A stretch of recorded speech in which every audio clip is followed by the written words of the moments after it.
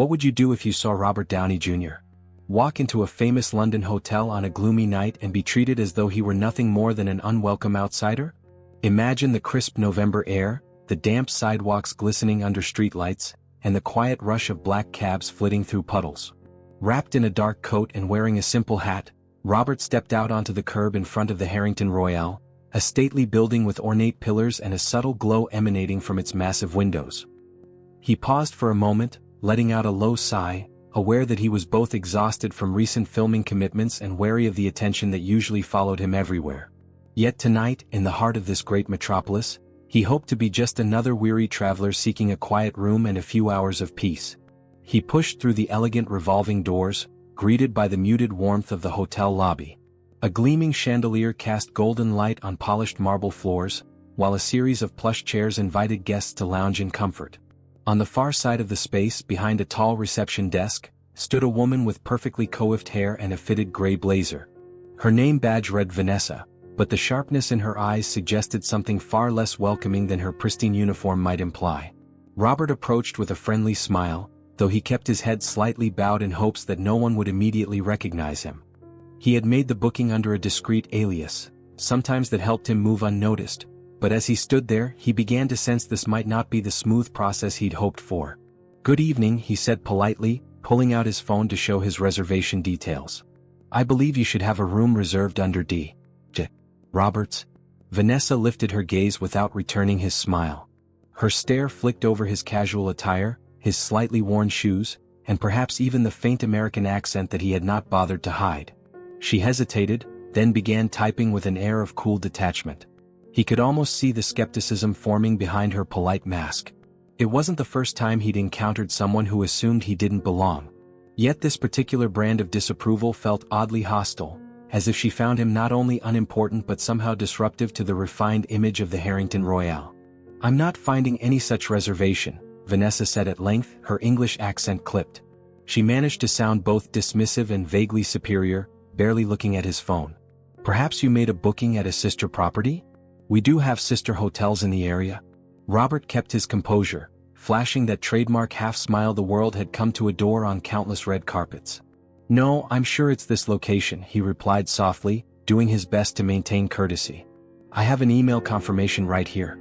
Vanessa sighed, leaning forward just enough to skim the screen before shaking her head. "I'm afraid there must be a mistake," she insisted. "We don't have a D.J. Roberts listed in any of our suites tonight." He felt his patience begin to slip. It wasn't so much her denial that bothered him as the unmistakable undertone suggesting he had no right to be there in the first place.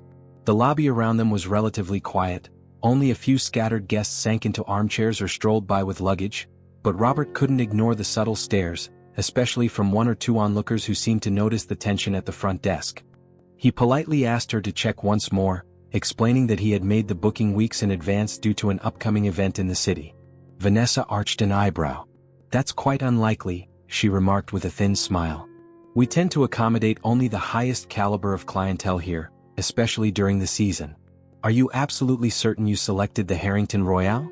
Her words stung, but Robert's expression remained calm. He knew from experience how quickly a small misunderstanding could escalate, and part of him just wanted to slip away, find another hotel and collapse into bed. Still, he had specifically chosen this place for a measure of privacy. "I'm positive," he said, tapping his phone to refresh the email that clearly read Harrington Royale, London. "I can show you the confirmation number." Vanessa gave a slight roll of her eyes as though she'd heard enough.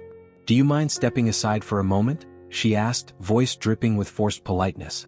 "I have other guests to attend to. We can't occupy the desk if there's no valid reservation." Robert clenched his jaw, a flicker of annoyance flashing through him. Yet he reminded himself to stay composed.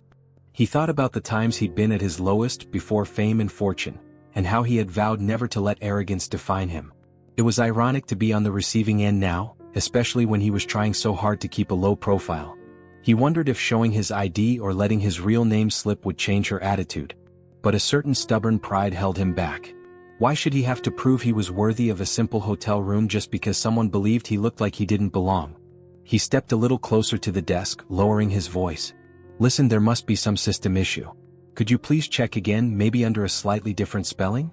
I made the reservation for 3 nights and my check-in should be today." For a second, he thought he saw a flicker of recognition in her eyes, but she quickly masked it behind a growing distaste. "All right," she replied with a long-suffering sigh, tapping a few more keys. "But I assure you, sir, we are fully booked. We don't have space for walk-ins at this time, especially ones who," she trailed off, glancing at his jacket and then at his accent as he tried to fill the awkward silence with a polite nod. "Ones who might prefer more modest accommodations," she finally said, her lips twisting into a practiced smile. Robert inhaled slowly. He'd faced worse adversity in his life. He'd battled personal demons and stood at the brink of losing everything, only to claw his way back through determination and a lot of self-reflection. But this was different. This was someone openly dismissing him based on assumptions about who or what he was, and there was an unpleasant whiff of xenophobia in the way she accented certain words. He reminded himself that the easiest path might be to walk away, yet something inside him refused to yield. He glanced around, spotting a couple of individuals sitting by a table, perhaps noticing the exchange, though no one intervened. The tension was building, and he knew that any second now something could tip the balance. When she looked up again, her voice was thinly veiled condescension. "I'm sorry, sir, but there's nothing here. You may want to check elsewhere." Her tone made it clear that she was finished dealing with him. Robert felt a prickling at the back of his neck, that sense of injustice that tugged at every shred of kindness he tried to maintain. He was preparing to speak, maybe to reveal who he really was, when he noticed a sudden ripple of energy at the lobby entrance behind him. That was the exact moment he felt a tap on his shoulder, and he turned around, surprised, his heart pounding just a bit faster as he recognized the face he never expected to see. He turned around and found himself staring into the bright, familiar eyes of Chris Evans, who wore a look of both surprise and excitement. Chris took in the scene, the frosty reception, the tension in the air, and immediately placed a steady hand on Robert's shoulder. "Hey," Chris said in a low voice, leaning in as if to keep their conversation private. "I thought it was you. I caught a glimpse of your hat from across the lobby and had to check." Robert let out a breath he hadn't realized he'd been holding. He'd known Chris might be in London for another project, but meeting him right at this fraught moment felt both serendipitous and awkward. The two actors exchanged a brief hug, a silent understanding passing between them. Vanessa watched the scene with growing interest, her posture stiffening at the sudden realization that the unassuming man she'd been dismissing clearly had connections she hadn't anticipated. Chris Evans was no stranger to the public eye, and his presence in the lobby of the Harrington Royale was enough to make anyone do a double-take. Still, Vanessa forced a professionally tight-lipped smile, as though she had everything under control. "Mr. Evans," she said crisply, "it's a pleasure to see you again. Are you checking in?" Chris narrowed his eyes slightly, noticing the subtle shift in her attitude now that she recognized a different kind of status. "I am," he replied, glancing at Robert. "I also see you're having a bit of trouble locating my friend's reservation. Perhaps you could check again?" The air crackled with tension as Vanessa resumed her typing, a faint flush creeping up her cheeks. Clearly, she disliked the challenge to her authority, but Chris Evans's presence meant she couldn't easily dismiss them both. Robert stood by quietly, a swirl of emotions churning inside him. He appreciated Chris's calm but firm approach, though he hated being in a position where his friend had to step in just to secure a room he'd already paid for. Still, he was grateful not to be alone in this. He watched Vanessa's fingers move across the keyboard, each tap echoing in the hush of the lobby. She glanced up once, offered a reluctant half-smile and then shook her head. "I'm sorry," she said evenly, "but our system doesn't show any booking under that name. As I told your friend, we're fully occupied, particularly in the suites." Chris exchanged a quick, knowing look with Robert before setting his gaze on Vanessa. "Did you try searching for alternate spellings or verifying the date of arrival? Errors can happen." His tone was polite, but there was an underlying firmness that suggested he wasn't about to let this go. Vanessa pursed her lips and tapped again. "I've tried everything. We can't magically create a room where none exists." She paused, then aimed a pointed question at Robert as if to underscore her suspicions about him. "Could there have been a mix-up with your travel agency? Or perhaps a misunderstanding about check-in times? In London we do things quite methodically." Robert managed to keep his composure, though each word from Vanessa felt like a thinly veiled jab. He recognized the tiny, almost imperceptible digs at his American accent, her references to how we do things here, the insinuation that he didn't understand or belong. Memories of older struggles flickered at the edges of his mind, reminding him of how far he'd come, long nights, low points, an ongoing fight to rebuild his life and career. Yet even with all of his achievements, he was still not exempt from prejudice. "No misunderstanding," he said softly, showing her the confirmation on his phone again. "I booked directly through the hotel website. There's the confirmation code and it has today's date on it." Vanessa's eyes landed on the screen, and for a split second, something like annoyance crossed her features. It was as if she realized the booking was indeed there, but she didn't want to admit it. Chris caught the flash of panic in her expression before she covered it with another manufactured smile. "Strange," she murmured, standing upright. "Perhaps the system is having issues. Let me check with the manager." She turned away with a frigid air of reluctance, leaving the two actors momentarily alone at the desk. Robert exhaled, running a hand through his hair, removing the hat and revealing his unmistakable features. There was a hush in the lobby as a few more people finally recognized him. He noticed a startled pair of tourists nudging each other, whispering his name with disbelief. He felt a small wave of relief that at least someone saw him for who he was, even if that meant more attention than he'd wanted tonight. Chris placed a hand on Robert's shoulder again, leaning in. "You okay?" he asked softly. "We can go somewhere else if you'd rather. My driver's still outside." Robert shook his head. "I booked this place because it's quiet. Or at least it's supposed to be," he said with a wry smile. "I don't want them to win by pushing me out with poor service." Chris nodded, understanding. "This kind of thing shouldn't happen, especially to you." Robert gave a humorless chuckle. "It shouldn't happen to anyone, famous or not." He glanced around the ornate lobby, then continued in a low tone. "It's bad enough that she's suspicious for no reason. But there's an uglier side to it, the way she looked at me like I don't belong because I'm not from around here. If I weren't who I am, if you hadn't shown up, I'd probably be on the street tonight." Before Chris could answer, Vanessa returned, trailed by a tall man in a dark suit who wore an expression of forced civility. She cleared her throat. "Gentlemen, this is our manager on duty, Mr. Edmonds. He'll be able to clarify our room availability." The manager extended a hand in greeting, shooting a disapproving look at Vanessa that he tried to mask the instant he faced the two actors. "Good evening, sir. I'm sorry for any inconvenience," he began, directing his apology to Chris Evans first, then to Robert. "I understand there's been a glitch with your reservation." Robert took a breath, holding out his phone once more. "Yes, a glitch. I have a confirmation. It's fully paid for." Mr. Edmonds nodded curtly, beckoning Vanessa aside. The two engaged in a hushed conversation, during which the manager's expression grew increasingly stern. A subtle tension filled the space between them, revealing that perhaps this was no mere computer error. After a brief exchange, Edmonds stepped forward, looking both apologetic and harried. "I see your reservation here, Mr. Roberts," he said, stumbling a bit over the alias. "It seems there was a misfile. We do have a suite available for you." Vanessa stood nearby, her shoulders rigid, her gaze darting between them. She looked reluctant, perhaps annoyed that her facade had crumbled. Robert noticed a flicker in her eyes, something like resentment that she'd lost this battle. He couldn't help but wonder if she would have ever admitted the reservation existed if not for Chris Evans's intervention. The manager produced a keycard from behind the desk and offered a polished grin that almost reached his eyes. "Please accept our sincerest apologies, sir.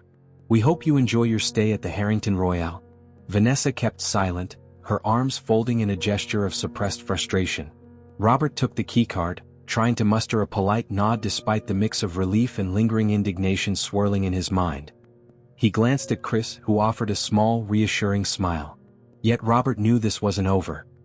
He could feel the tension still pulsing beneath the surface, as though something else was bound to erupt before the night was through. Robert thanked the manager curtly and tried to let go of the lingering frustration. With Chris by his side, he crossed the ornate lobby toward the elevator bank, keycard in hand. Yet as they passed a row of velvet chairs, Robert couldn't ignore the way Vanessa's gaze followed him. She stood half-hidden behind the reception desk, her expression a tense mix of disbelief and hostility, as though unwilling to accept that her interference had failed. It occurred to him that people like her always found a way to justify their prejudices, even when reality disproved their assumptions. He slipped the keycard into his pocket and stepped into the elevator, Chris close behind. As the doors slid shut, Robert let out a breath that carried all the tension coiled in his chest. Chris leaned against the polished mirror inside the elevator and looked at him with concern. "I'm sorry about that," Chris said quietly. "I can't believe she was giving you so much trouble." Robert shrugged. "I've had worse. But it's never a good feeling. It's like she decided I didn't belong the moment she heard my accent. If I were someone else, it might have ended a lot worse. Chris nodded, understanding the unspoken message. He recalled hearing stories from Robert's earlier days, struggles that had little to do with stardom and more to do with being judged, marginalized, or dismissed. Chris hesitated for a moment, then placed a reassuring hand on Robert's shoulder. Let's just unwind for a bit. I'm here for another few days myself. Maybe tomorrow we can grab dinner? Robert managed a small smile. Yeah, dinner sounds good. I just want to get some sleep tonight and hopefully forget this nonsense. They reached the 10th floor and stepped into a plush corridor lined with burgundy carpet. Brass sconces cast a warm glow on the numbered doors, each one promising luxury and anonymity. When they reached Robert's suite, he swiped the keycard and found a spacious room bathed in soft lamplight. A large window offered a rainy view of London's skyline, the city shimmering beneath dark clouds. Chris whistled appreciatively. At least they gave you the suite you booked. Looks nice. Robert set down his bag, eyeing the sleek furniture and king-sized bed. It's definitely an upgrade from some of the places I stayed in my 20s, he joked, though there was an edge to his humor. Chris offered to help him settle in, but Robert urged him to head to his own room and rest. You've done enough heroics for one night, Robert teased, patting his friend on the back. They agreed to meet for coffee in the morning, then Chris stepped out, leaving Robert alone in the quiet suite.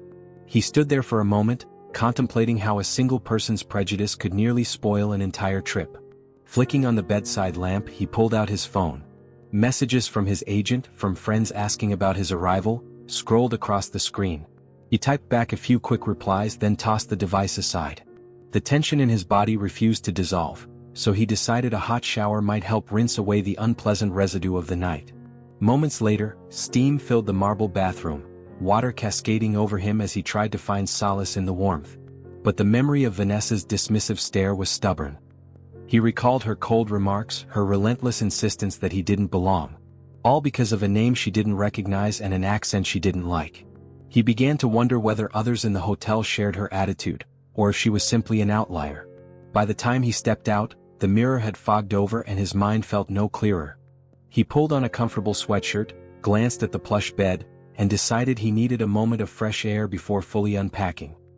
He left his room and walked down the corridor, ears attuned to the hushed stillness of the late hour.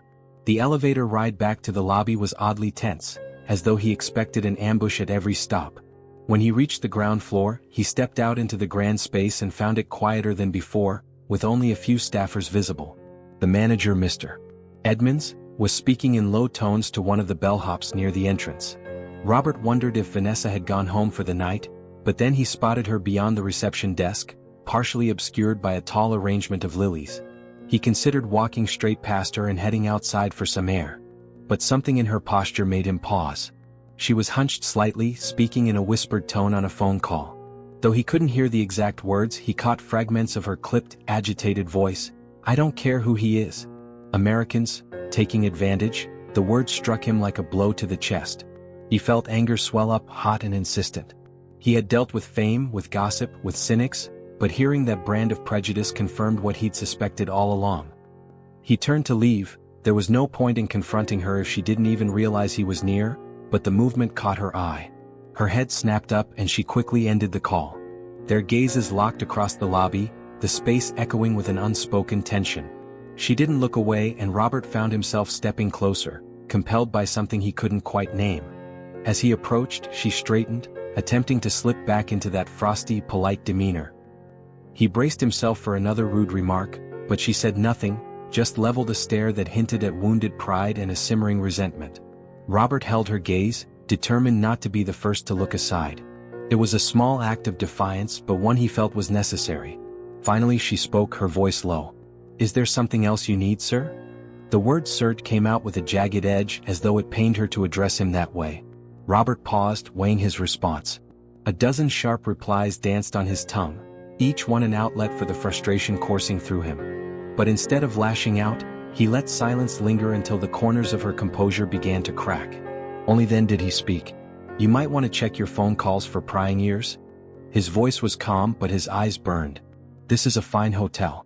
I'd hate for its reputation to suffer because of personal biases. She stiffened, her cheeks warming. I have no idea what you mean, she muttered, but her quavering tone betrayed her. He leaned slightly closer. I booked this room. I paid for it. I showed you the receipt. That's all anyone should need to know. The rest of it? He paused, letting the implication hang between them.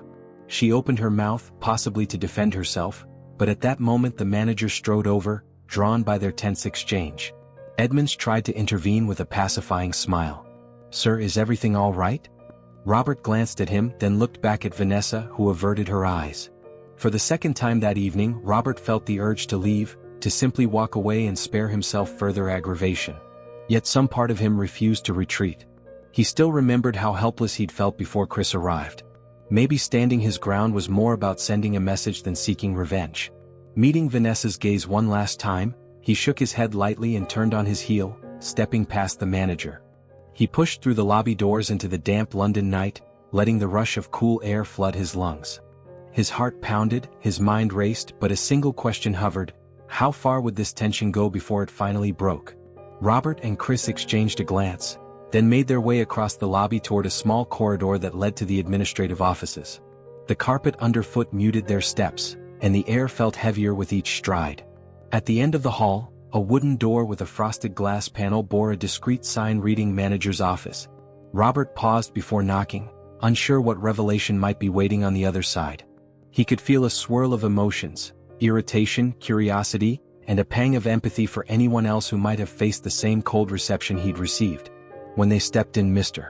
Edmonds stood behind a solid mahogany desk, wearing an apologetic expression. Vanessa was there too, rigid as a statue by a filing cabinet, her face drawn tight. Edmonds gestured for the two actors to sit, but Chris lingered near the door instead, crossing his arms. Robert eased himself into the leather chair opposite the desk. A tense silence stretched before the manager cleared his throat. "Thank you for coming.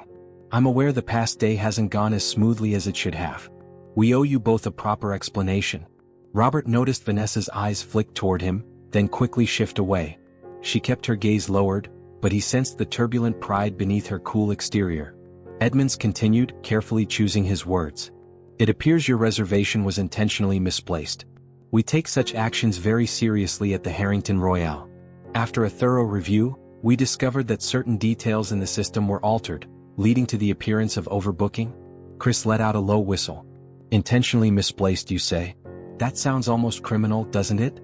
Vanessa stiffened but held her tongue. Robert, keeping his voice calm, asked, "Who was responsible?" Edmonds nodded, glancing at the silent receptionist. "We've reason to believe Vanessa took it upon herself to delay or hide your reservation.